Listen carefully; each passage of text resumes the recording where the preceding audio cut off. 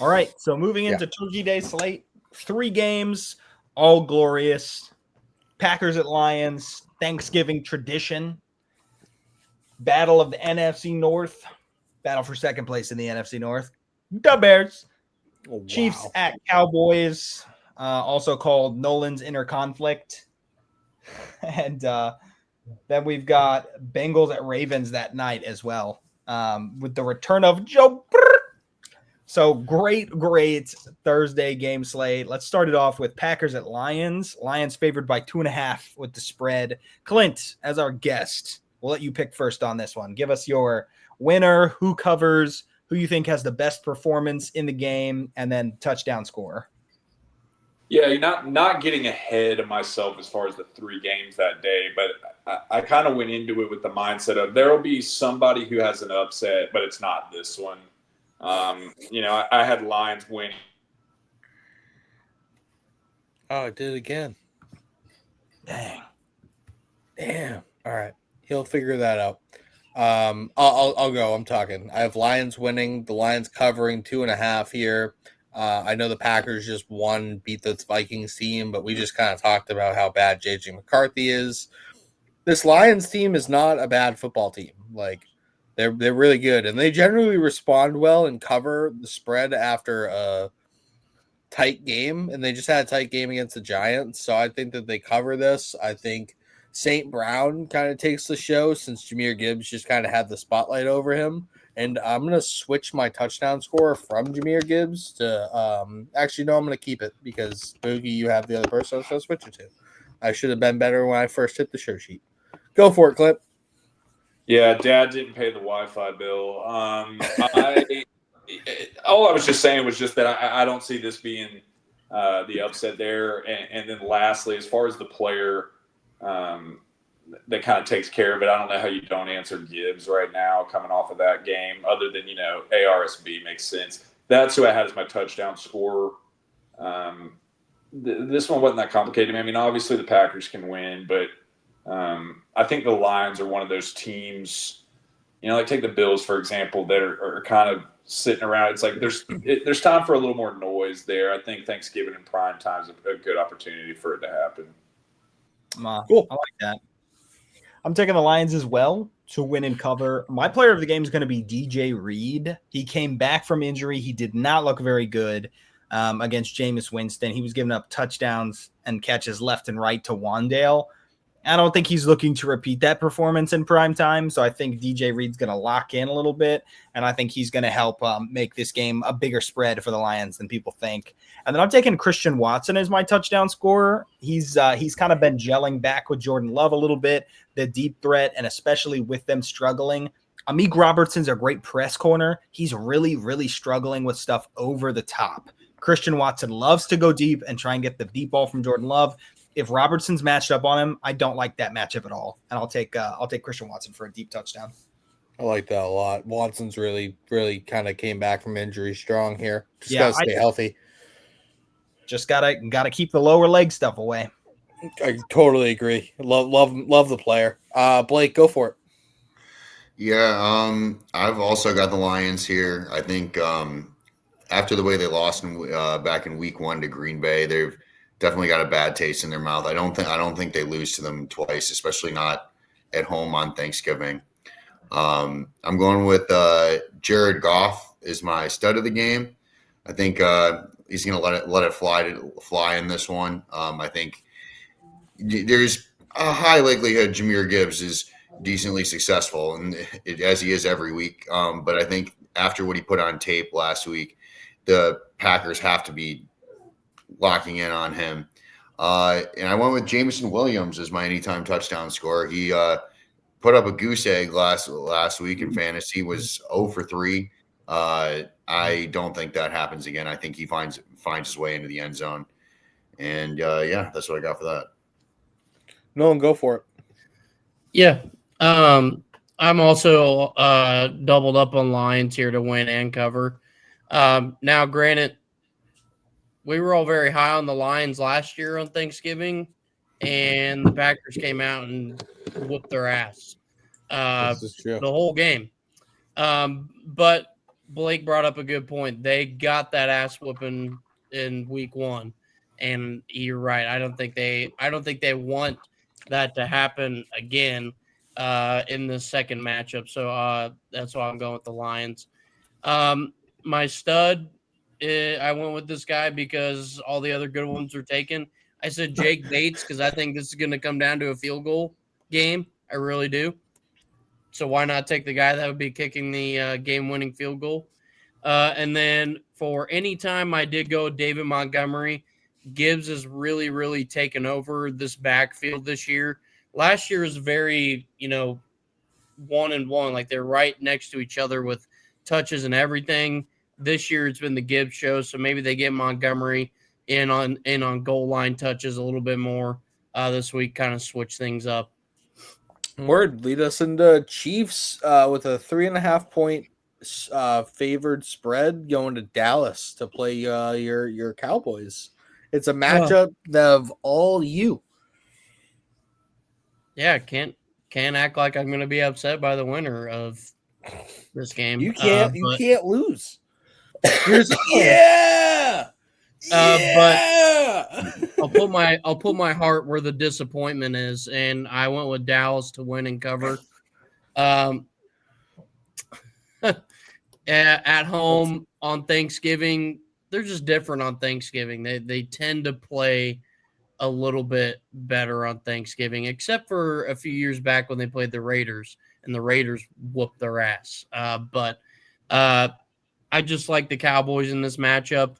The Chiefs O-line is not holding up very well, and I think this Dallas front could really, really make some noise and make things difficult. Yes, so Quentin Williams and Kenny Clark should eat up in this matchup. I went with Dak for stud. I think the Chiefs are going to have a little bit of a good matchup here. You got to pick who you want Trent McDuffie to shadow, and whoever Trent McDuffie shadows, I think you go the opposite way.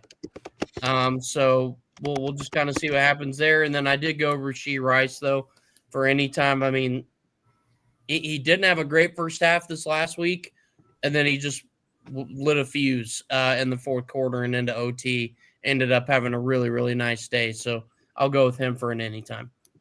Word. I'll go next. I am with you, actually. I'm going to take the Cowboys to win this game. Take them to cover the 3.5, obviously, because I'm going to take them on the money line. But I struggle to think that this Chiefs team can put up the number of points they need to against this this Cowboys team. I was thinking about when they played the Ravens, and I said the same argument, and they went up and scored like 38 points that game. Yeah. I don't see it really. This Chiefs team is hanging on. Yeah, they just beat the Colts, but like the Colts threw that game away. They really should have been up 21-0 in the first quarter. Like all I'm seeing from the Chiefs are them getting field goals, hanging in there, and winning late. I don't necessarily know if you can take 3 every single time you go down the field against this Cowboys offense with the way that they're clicking right now. I don't know. Like you said, different beast on Thanksgiving. Like they're coming out to prove a point. They're both teams are in win now mode. They're both sitting outside the playoffs, looking in, trying to save their season. So I think the Cowboys just are a little better, like offensively, and probably they've gotten respectable on defense, and that's all they need to be. Give me CeeDee Lamb to have just a massive game here. He had a couple of big drops in that performance. Yeah, I said a couple. Do you want a whole family? A family of drops? Yes. A quintuplet? Don't hold back on one of the highest paid receivers in the game. Fuck I that, know. man. I didn't know what word you wanted me to use. I thought couple was describing correctly. Don't hold back. Handful? That dude needs to catch way more than that. A bundle? How do you want to do a bundle? All right, let's do a bundle of drops. All right, glad I corrected that for you.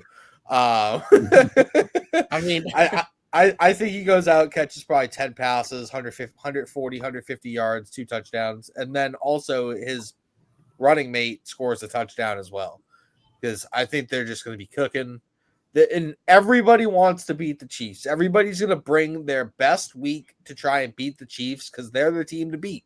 You beat them, your season becomes legit.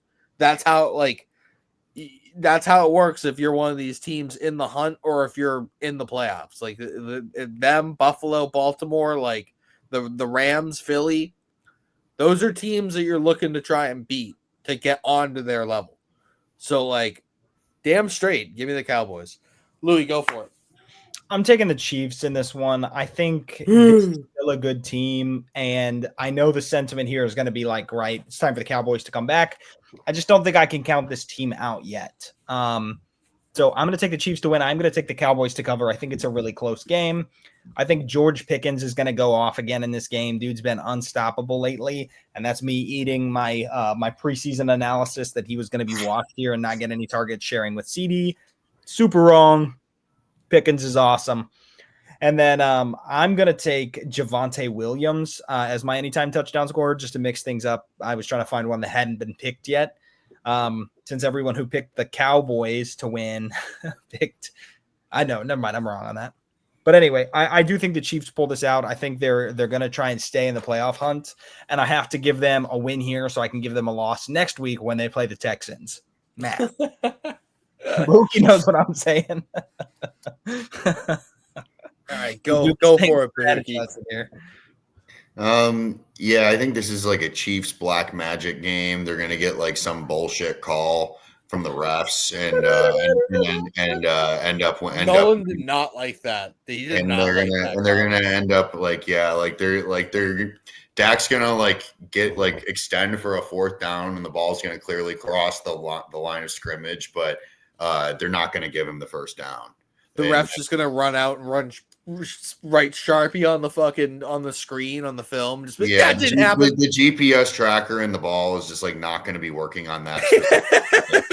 They shut it off, and the Chiefs will win by a field goal. And all I picture here is Michael Clark Duncan and Talladega Nights. Don't you put that evil on me, Ricky Bobby. Put that evil on yourself. You've been swimming in the juju magic, all right? Isn't this the game? That knife in your leg. But this is good. That's what I think is going to happen, and everyone is going to be watching it, and everyone's going to see it, and there's nothing any of us are going to be able to do about it, and it'll be a big talking point, and then the show will go on. This is high key, higher education commentary from Bahookie right here. He's seeing your late analysis. The talking point that we haven't discussed enough is this is the game that Jerry Jones said he was looking forward to because he can't wait for Taylor Swift to visit the stadium because it's at Cowboys, right? Yeah. So we're gonna get tons of Taylor Swift exposure. America's team versus the Super Bowl darlings of the last 5 years. They're going to put Tony Romo on this game, and he's not going to know what to do with himself. I don't know, Jim. Now here's a guy that this game. This is a game. I went with Rashee Rice as my stud of the game here. You pull this back in real quick. As Nolan said, kind of got off to a slow start and then started turning it up in the second half. Rashee Rice is back, and he's going to do that again. And Isaiah, another guy who's back this week, Isaiah Pacheco. Probably going to be on a snap count, but I think that they fed Rashee Rice when he came back off his suspension. I mean, I think they're gonna feed Isaiah Pacheco and get him rolling again and get him into the end zone. Here comes Kareem Hunt's 36 more touches incoming. Yeah, and that's another reason. I'm glad you mentioned that. And they're on a short week here. So Kareem Hunt had a huge workload last week. 30 touches was the most in his career. I think that Isaiah Pacheco is going to get his opportunities this week, and he's going to score a touchdown. Quick question for you guys: is this the best Thanksgiving matchup that we've gotten in the last 10 years? It's a pretty good slate. Honestly though, like I don't know. The Bills going into Jerry World and getting a win a couple years ago was pretty cool too. But they weren't a 3-time Super Bowl winner versus America's team. Like, I don't know. This is a 425. Like, after the turkey's done, you're sitting there, belts open. You're just like, damn. Coma. Pass out at halftime, wake up just in time to see the Chiefs' black magic. This is the kind of game where, like, you turn it on, right? You're fading. The commentary is super annoying, so you mute it. You take the best nap of your life, and then you come to, and you're like, unmute. What's happening? Clint, what do you got here? Yeah, I can be a quick one because really a lot of mine's piggybacking what Bahookie just said. I think this is going to be some of your NFL narrative example here. I got Chiefs winning it. I could see it being a close game. Not really going to comment on the spread. The league's not going to have the Chiefs, one, not in the playoff hunt, two, flirting with 500. And, I think Mahomes is the big guy of the night. And I said my anytime touchdown scorer was Kelsey. This is going to be his last year. They're going to milk everything they can in this primetime spot to have Kelsey and the Taylor Swift thing. Because, frankly, and not to play pop culture diva over here, I think they've really dialed that back this year versus last. This will be an opportunity to do it. Lastly, we just say I think Dallas kind of coming off that emotional win last week, kind of in heroic fashion, might be a little excited to say they do it back-to-back weeks against this caliber of opponents. Frankly, the two best franchises of the last 4 or 5 years. I'm kind of a basic bitch with all my answers, so I can be a quick one.